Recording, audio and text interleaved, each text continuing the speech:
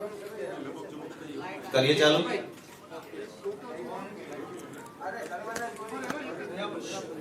આજે રાજકોટમાં આયોજિત આ પ્રેસ કોન્ફરન્સની અંદર ઉપસ્થિત મીડિયાના સૌ સાથી મિત્રોનું ખૂબ ખૂબ સ્વાગત છે। આપણે સૌ જાણીએ છીએ અરવિંદ કેજરીવાલજી 2 દિવસની ગુજરાતની મુલાકાતમાં આવ્યા છે। ગઈકાલે તેમણે હળદળની અંદર ખેડૂત અત્યાચાર થયો અને જે ખેડૂતો ઉપર ખોટી એફઆઈઆર કરી અને જેલમાં પૂરવામાં આવ્યા હતા તે જેલમાં બંધ ખેડૂતો પૈકી જે ખેડૂતોને જામીન મળ્યા એ જામીન મુક્ત થયેલા ખેડૂતોને કાલે કેજરીવાલ સાહેબ રૂબરૂ મળ્યા, એમને શાલ ઓઢાડી સન્માન કર્યું, એમની હિંમતને બિરદાવી અને એમને ખૂબ ભરોસો અને આશ્વાસન આપ્યું। ગઈકાલે જેલમાં બંધ જે ખેડૂતો છે એમના પરિવારજનોને પણ અરવિંદ કેજરીવાલજી મળ્યા અને આજે જે લોકો હજુ પણ જેલમાં બંધ છે જે નિર્દોષ ખેડૂતો એમને મળવાનો કાર્યક્રમ હતો, પરંતુ પોલીસ પ્રશાસન દ્વારા, જેલ તંત્ર દ્વારા અને ભાજપની સરકાર દ્વારા અરવિંદ કેજરીવાલજી ખેડૂતોને ન મળી શકે તે માટેની પૂરી તૈયારી કરી છે।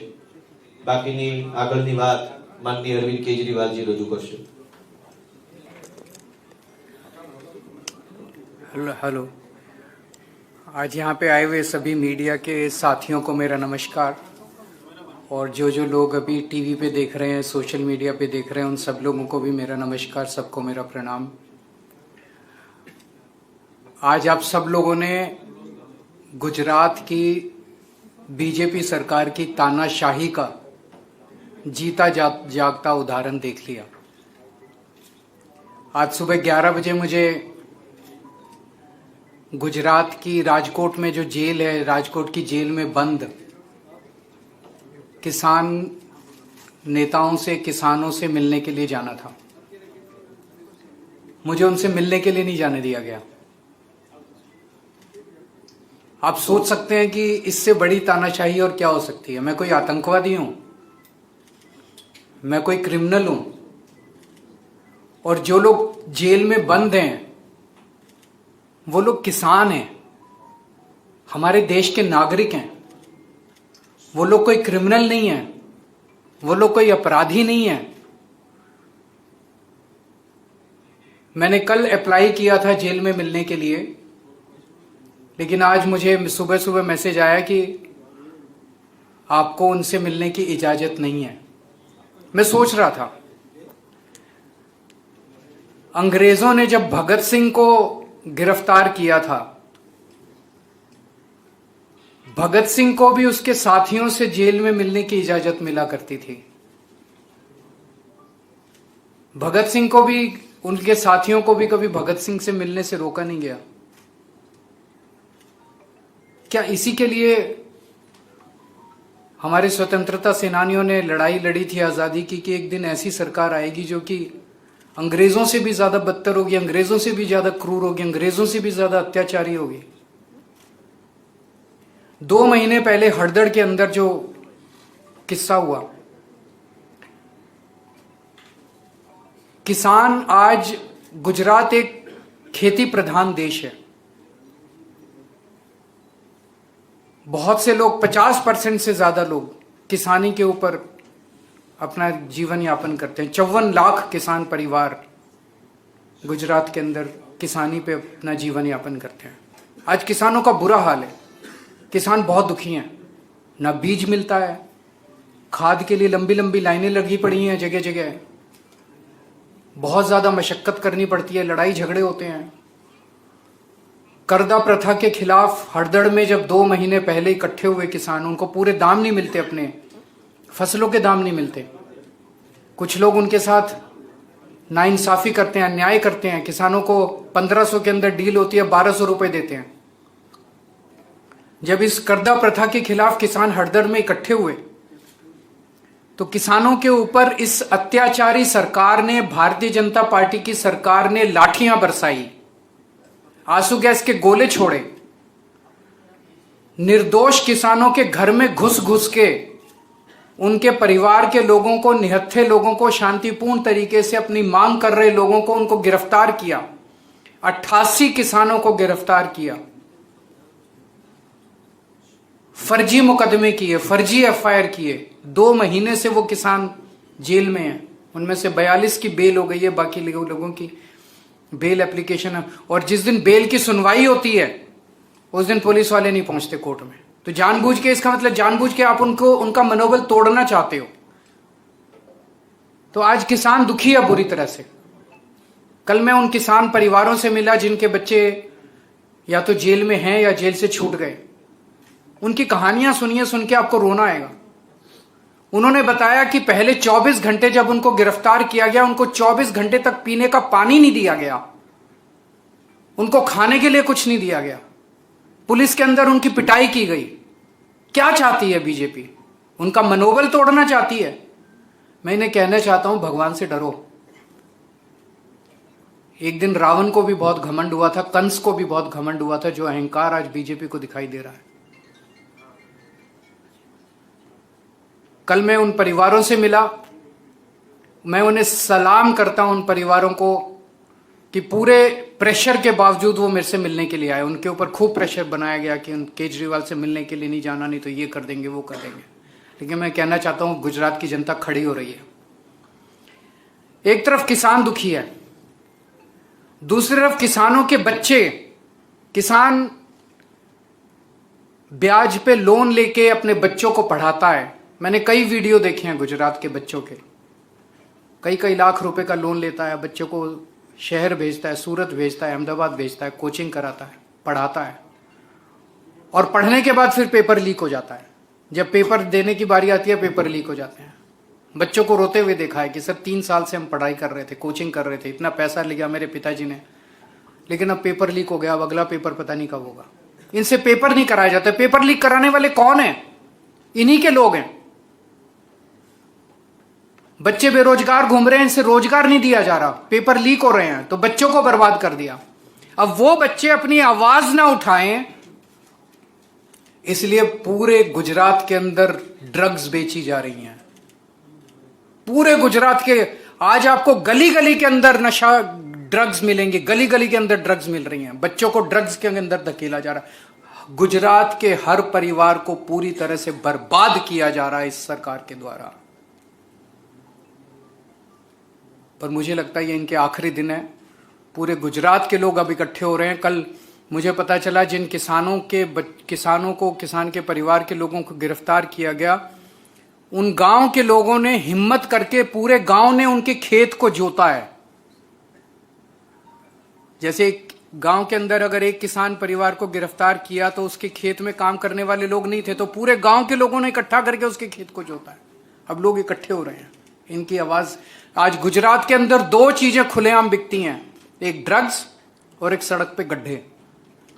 30 साल के बाद आज इन्होंने जो गुजरात का हाल कर दिया है, अब इसको खत्म करने का समय आ गया है। अभी तक लोगों के पास विकल्प नहीं था, क्योंकि कांग्रेस और बीजेपी दोनों मिले हुए हैं, दोनों के जॉइंट धंधे हैं, दोनों मिले हुए हैं, दोनों खुश हैं।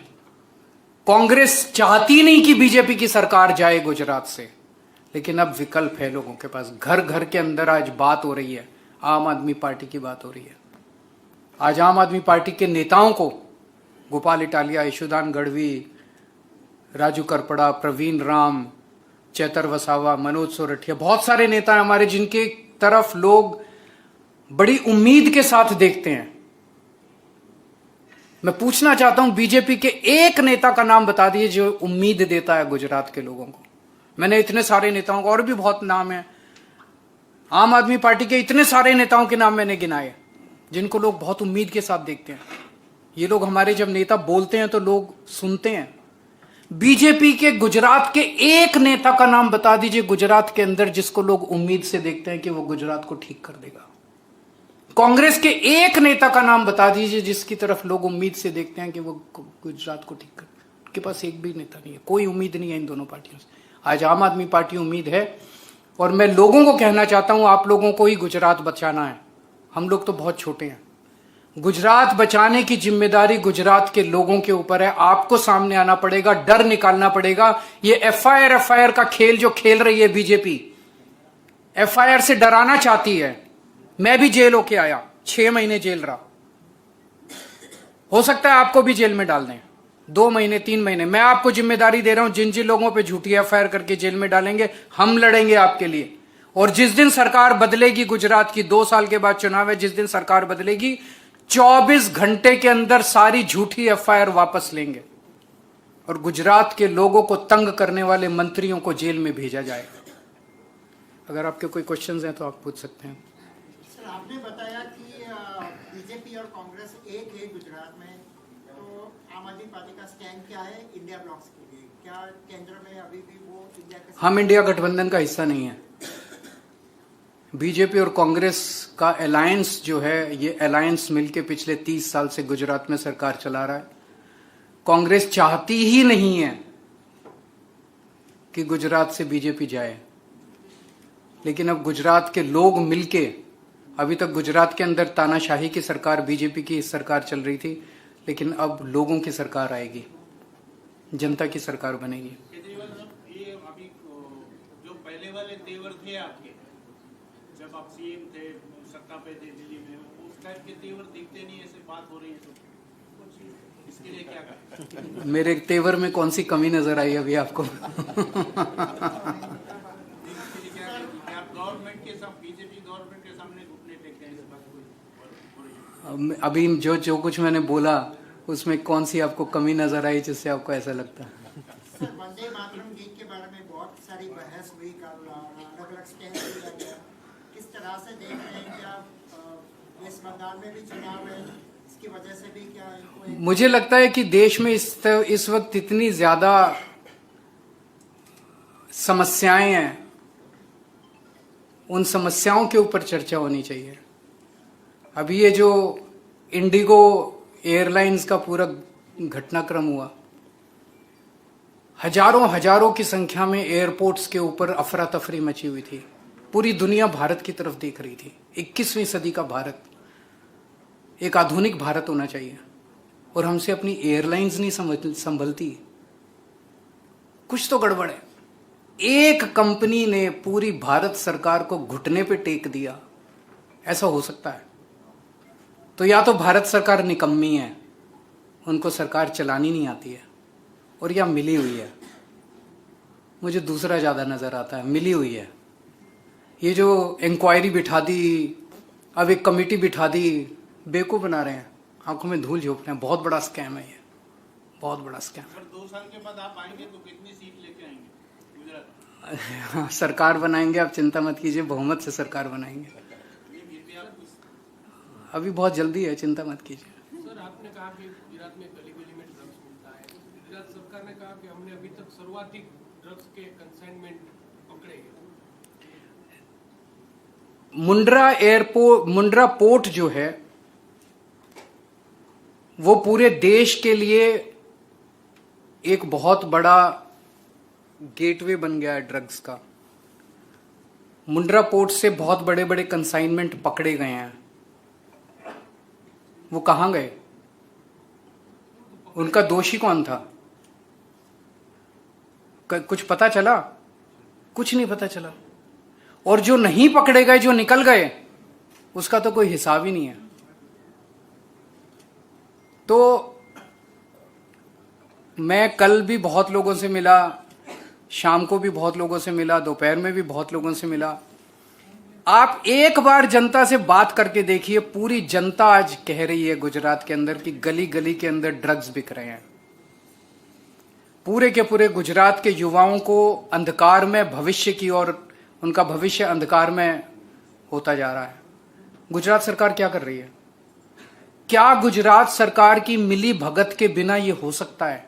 नहीं हो सकता। आज पंजाब को देख लीजिए। पंजाब में जब हमने सरकार संभाली थी, गली गली के अंदर नशा बिकता था, गली गली में ड्रग्स बिकते थे।